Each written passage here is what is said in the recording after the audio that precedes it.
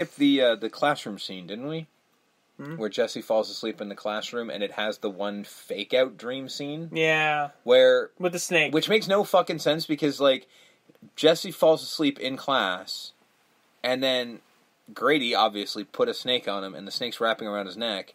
And we're supposed to think that's Freddy we assume it's part of a dream, and then he wakes up, and he actually has the snake around him.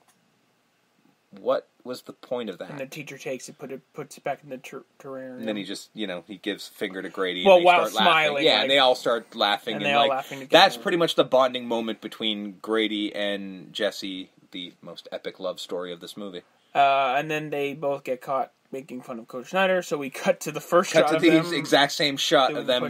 They didn't even, they were all, they could have done, and they do it a lot in this movie, and I'll get to that in a minute, but they could have at least had them when they were, changing or whatever. They had, during gym class, they had the same clothes on, so it would look normal. No, they had different clothes on. So this would imply that they changed into the old clothes from the first scene to do the push-ups. That doesn't make sense. So he gets home. Birds are sleeping in the living room. Mm-hmm. There's mother and father and Angela. They're complaining about the heat again, it's really hot. And Dad's like, it's fine, it's whatever. And then the cage starts shaking. Mm-hmm. Cage starts shaking. And a whole lot of shaking going on. And they release the birds. And they one immediately is dead. Just hits the ground, bloodied. I'm assuming the one that goes crazy killed it. Probably fucked it to death. Because when the cages are rocking, don't come a-knocking. Just saying. And then he comes flying out, fucking dive bombs the dad, fucking nicks him on the face. Which legitimately injured Clue. And then it's just hovering, and it's just man, it's a little bird. We're taking this deadly bird a little too seriously. It's not hard to kill a bird. Just a swat, and he's dead. Mm-hmm. So what do we We're oh my god, it's attacking fucking 50-foot monster bird. No, it's a fucking... It's one little parakeet. The size of a thumb. Yeah. This is not a problem. When he dive bombed Dad, it was barely a little nick, maybe.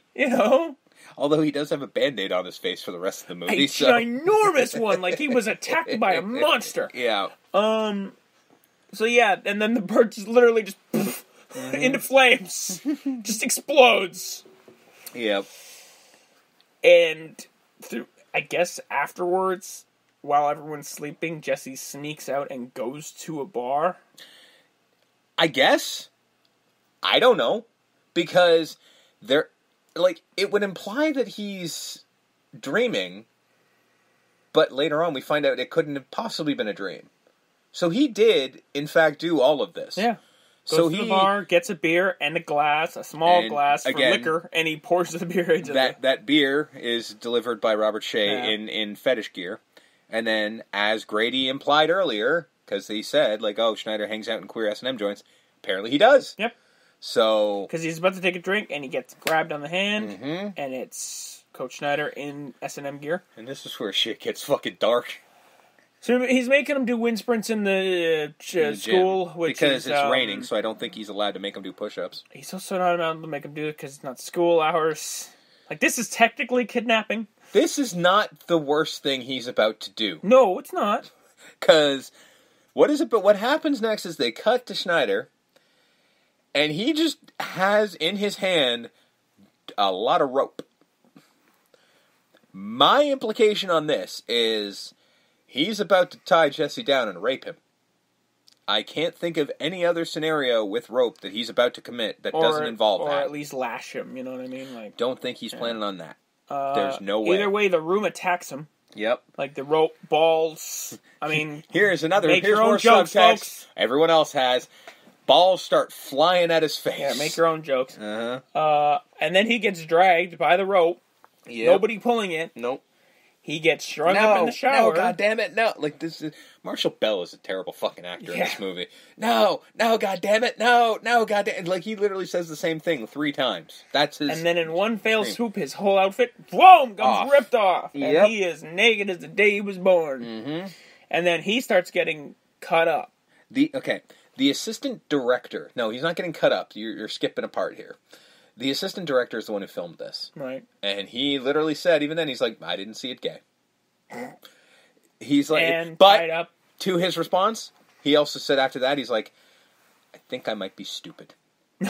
He says that in the documentary. No, what ends up happening is he's not getting slashed yet. What is happening is he's getting whipped by the towels. Oh, right. The towels start flying toward him and start whipping his ass. The whole twirl and whip, exactly. twirl and whip, twirl. And then it's marking his ass up. And what we get is the extra in the mask playing Freddy Krueger. Yeah. And you can tell if you watch this scene.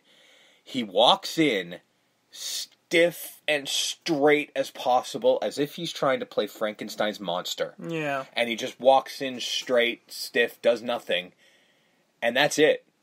And then all you see is cut to a hand that's up in the air, and then it slashes down on him. And then, like, the worst death scene ever. He goes, oh! Yeah. Like, people talk about how bad the death scene was in The Dark Knight Rises. Look at this shit. Like, he just literally wakes up and and then just goes limp. Yeah. And then, cut to Jesse wearing the glove. Well, he was in the shower. He was in the shower, yeah, because he was in the shower. That was the whole point. The glove's on his hand, yeah. And he's covered in blood, and he's just like, I did this. Mm-hmm. And he screams. And then, cut to, knock on the Walsh door at 1428 Elm Street, and they open it up, and the cop says the best line of, does this belong to you? Yeah, does this? Found him naked. Found him naked wandering in the highway. And they're like, yeah.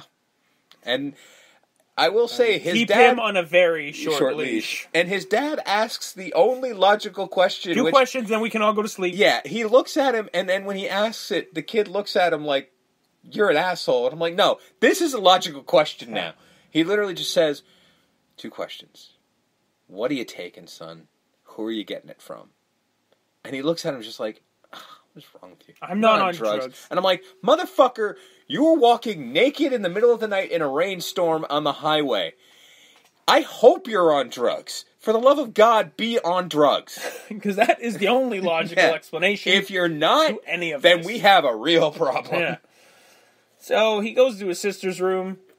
And we get the 1-2 Freddy's coming for you, and she's in a white dress doing the skipping rope. I tried to pull for this because I'm not going to lie, that might be one of my favorite versions of that, is this specific 1-2 Freddy. It's just that voice is really haunting and awesome.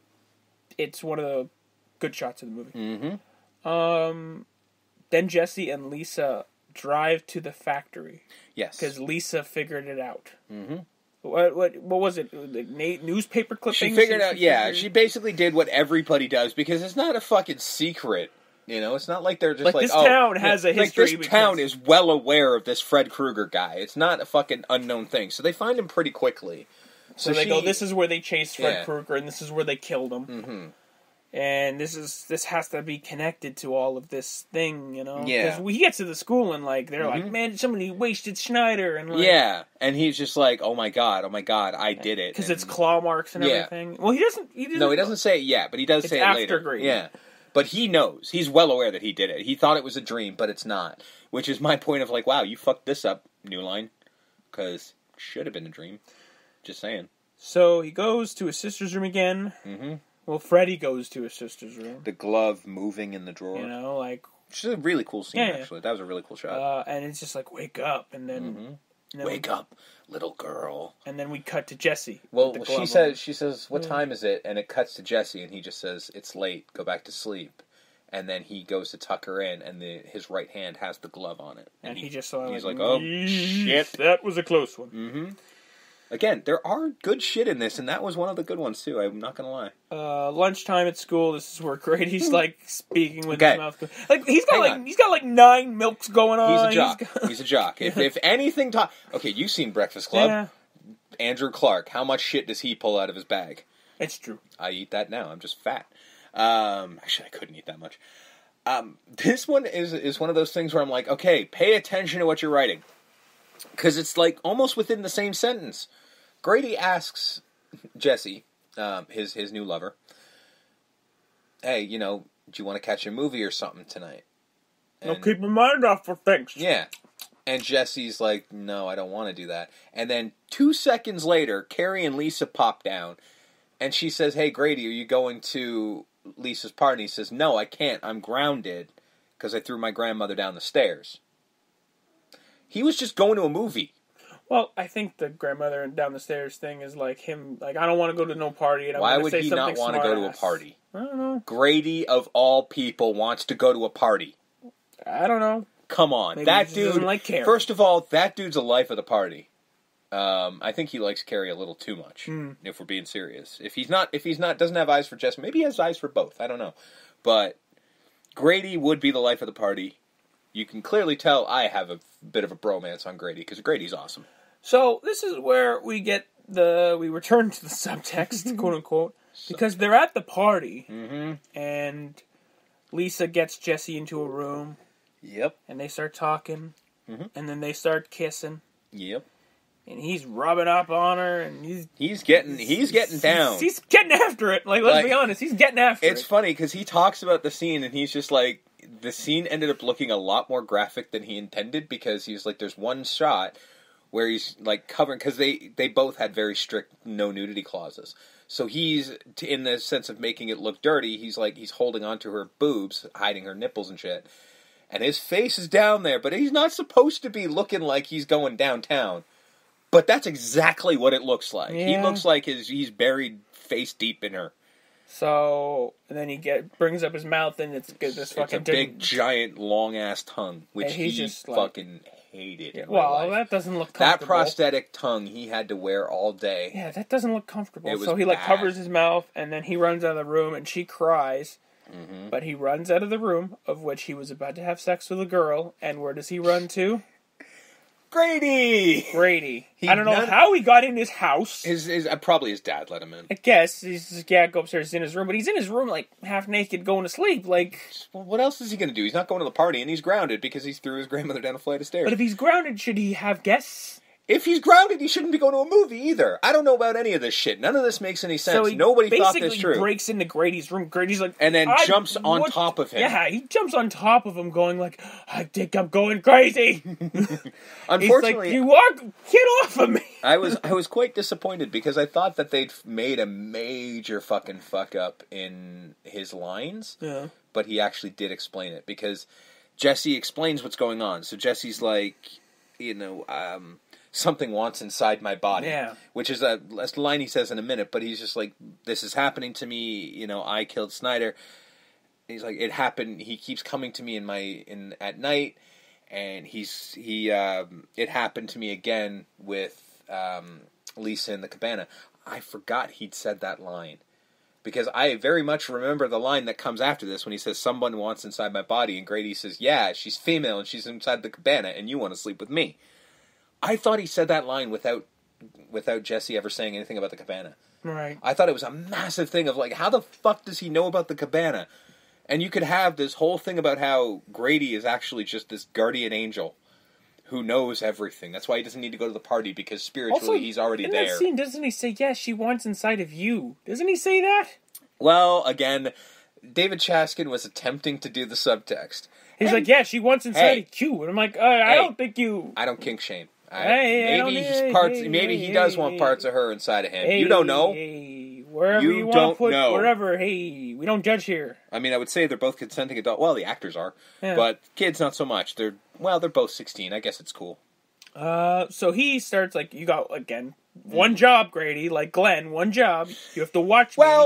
And if I get up and start freaking out, you have my permission to knock me the fuck out. I will defend this because, unlike everyone else, Grady doesn't just fall asleep. Yeah. He fucking gives up. Yeah, he's just... Because he's been sitting there for, what I guess is a couple hours. And he just goes, fuck. All right. Sweet dreams, pal. Because clearly nothing's happened for however long. Nothing's on TV yet. So he said, fuck it. And he turns off the TV and goes to go to sleep. Not that any of it matters, because that second later... Grady, it's happening again. And then he stands up, he goes against the wall, and then we get... And if you say anything bad about this scene, I will fucking knife you, because this is a fantastic shot. Jesus. Probably the best scene in the movie, though. Yes. Effects-wise. Mm-hmm.